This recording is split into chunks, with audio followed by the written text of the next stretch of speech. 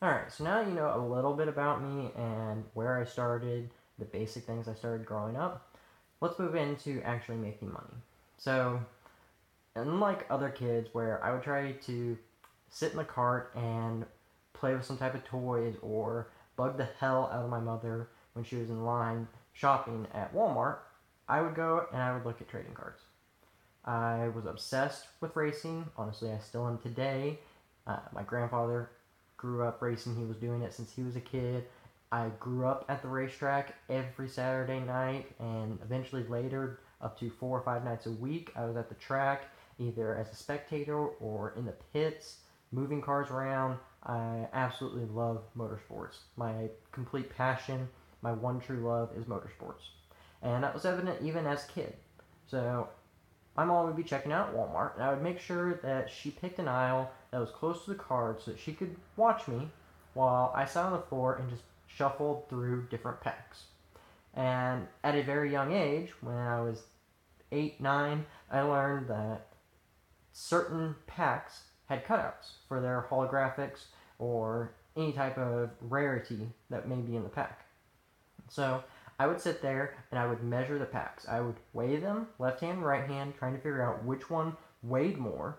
I would feel down the sides of the packs to see if a specific card had any type of cutouts that would indicate a type of holographic or rare card, or if there's any type of gap, maybe a suit or a piece of tire or some other type of card specialty where they would cut out a little square of a tire, of a suit, a piece of the car, whatever, and they would laminate that onto the car, attach it, or however they did that shit.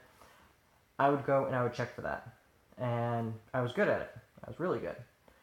Had a huge collection of all these rare cards that eventually I would trade in, and a pack back then would cost like $2 or $3, something like that. And I would be able to turn around and flip the card itself, that rare card, for at minimum the value of the pack, if not more, make profit off of that, turn around and buy myself more cards.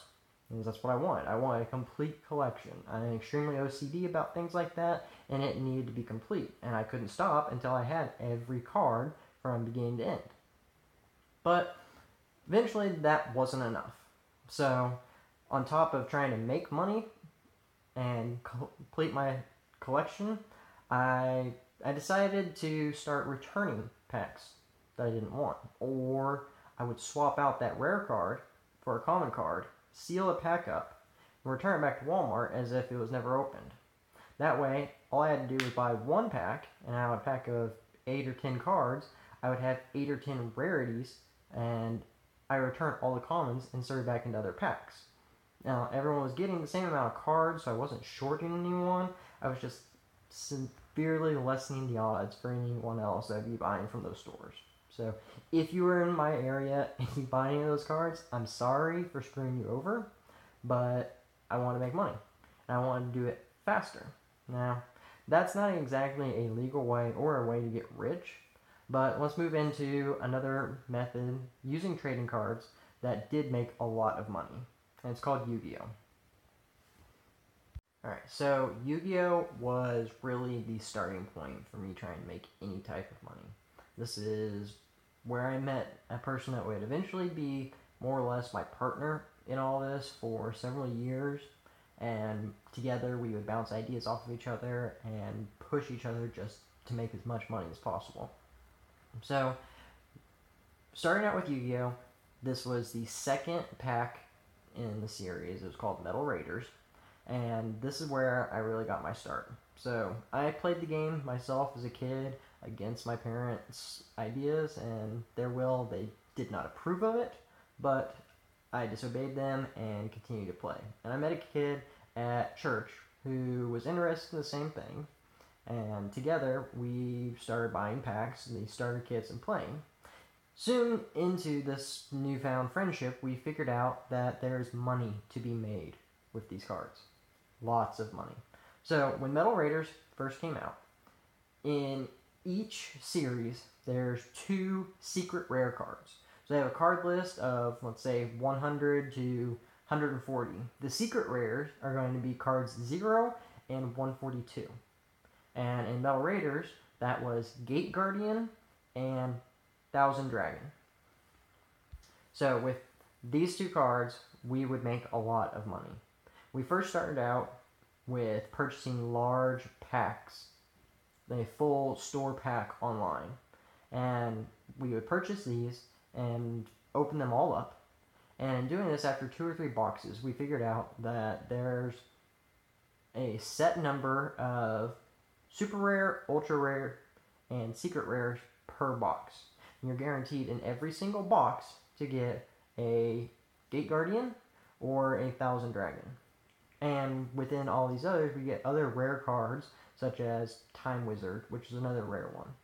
At this time, Gate Guardian was selling for a decent amount of money, I think maybe $100, $150. And a box pack, an entire box, would cost us $200, $250. But Thousand Dragon was selling for the most. We figured out that we could open up all of these packs, pull out all the rare cards, sell them individually online. Every time we pulled a Thousand Dragon, that paid for the entire box set. Everything else after that was pure profit. And we would combine things like the common or uncommon card of Baby Dragon with the ultra rare card of Time Wizard and sell those two as a lot on eBay. And it would increase the value since you're selling them together than trying to sell them individually. For whatever reason, people bought that up. So we would go through box after box after box. In going through the process, the at then time discontinued pack, or no longer in production, set of the Legend of Blue Eyes, we figured out what the order was per box. And by order, I mean if you have 16 boxes in a pack, from the left side you count 3 down, that's a rare card. And another 4 after that, that's a rare card.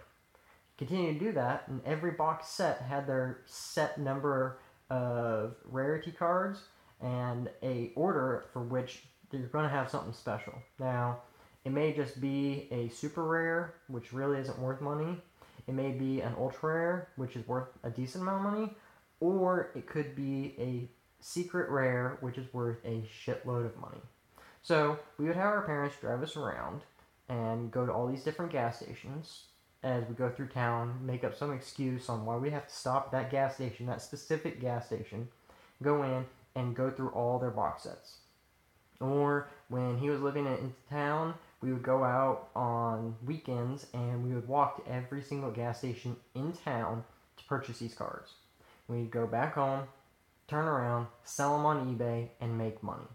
It wasn't a shitload of money, honestly, back then, but for a kid who's 10, 11, 12, it's a lot of money that we were racking in. And that's where we started our friendship. Later, when the Yu-Gi-Oh card thing kind of died out for us and there wasn't enough profit to be made in it, we turned to UPC, buy one, get one, mail-in, refund, or what do they call that?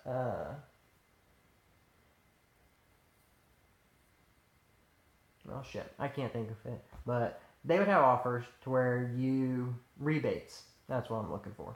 They would have rebates to where you buy a product, you cut out the UPC, send it in with your proof of purchase, so your receipt, and you would get the product for free or significantly reduced. So we would turn around, we would sell those on eBay, on anyone locally, take them to pawn shops.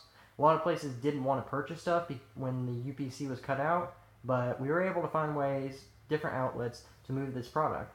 So every single weekend, or every other weekend, we'd be going through all the ads and having his dad take us to Circuit City or whatever store running these ads, and we'd get stuff as cheap as possible, turn around and flip it. And that made us a decent amount of money. There were some weekends where we were pulling $200, $300, $400. Again, it doesn't sound like a whole lot of money, but as kids, it was decent. Or for someone who doesn't have anything and they're just trying to make some extra cash, it's a nice little side piece to do. And it worked great for us. It helped fund the capital for doing other ventures as things proceeded. And we had fun with it. We got any type of video game we wanted as a kid, any type of computer game or these cool electronics, we got them for free. And who doesn't love that? Having free shit. And every day was like Christmas for us. We got to do whatever we wanted, computer-wise, game-wise, because we were funding it ourselves. It wasn't our parents buying us these nice toys or any of that stuff, because honestly, they couldn't afford any of that. And one of the best gifts I remember as a kid was getting a bike for my birthday. And yeah, my family didn't have the money to afford all these nice things. I didn't even get a PlayStation from my family until long after PlayStation 2 was already out, and they were dirt cheap at the pawn shops because they just couldn't afford it. So any of these nice things like that, I had to buy myself. And I was okay with that. You know, I would rather my parents focus on putting food on the table, keeping the lights and the heat on, than trying to give me these nice things. Because I should be working for myself. And I did. So, in the next video, we're going to cover things I did to make a little bit extra money, a little bit more profitable things, and starting to really get into a business mindset and something that you could deploy today. Until then, click links below, like, subscribe, whatever. Leave comments, say if you hate this. I'm just completely crazy. Sometimes I question that myself. So, go ahead. See you later.